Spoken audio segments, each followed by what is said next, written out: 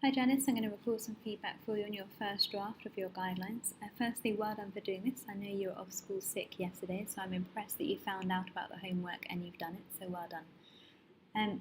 First thing is your title. I think if you're writing to parents, you need a catchy title that's going to make them want to read your article. So it might be something like Top 3 Tips for Parents Who Are Relocating for the Education of Their Children. And this one, are they actually relocating for that purpose? Usually parents relocate for work, so you might just have top 3 tips for parents who are relocating to a new country. Living in a global village.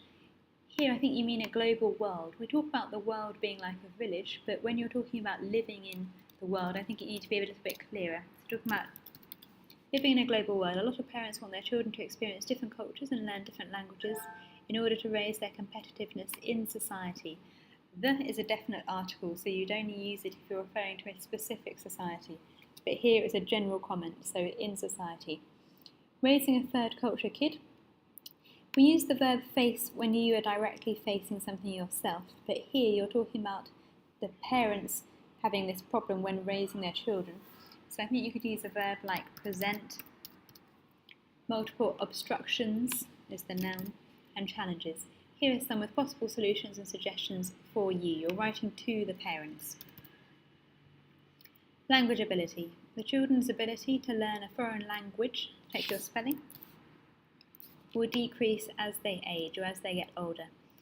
If children, again you don't need a definite article, move to another country at a young age, they can learn a new language faster and easier. But if children, again no definite article, move to another country at an older age or when they are older, learning a new language will be harder and could possibly lead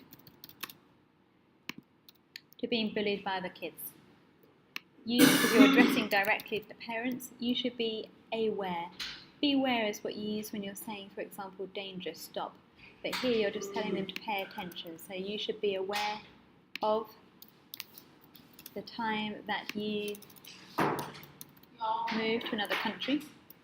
Will your children, addressing the parents again, be able to quickly learn another language and not be bullied because of it? Number 2, social environment. Due to the difference between countries, the social environment will differ as well due to a different culture. For instance, Taiwanese parents care less about drug addiction.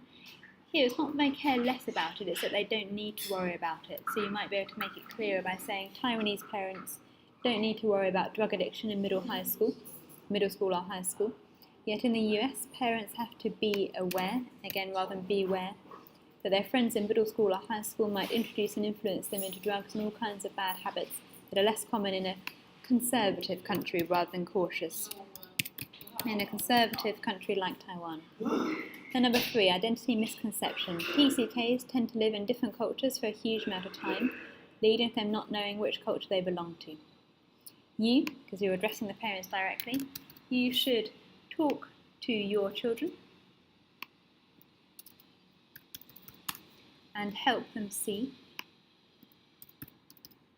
all the advantages they have by living in different countries and accept that they are a third culture kid.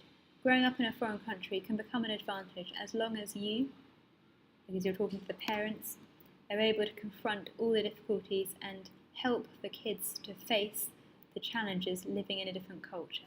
Check this last line and then that can be your conclusion. This works really well. You've got an introduction, your 3 points and a conclusion.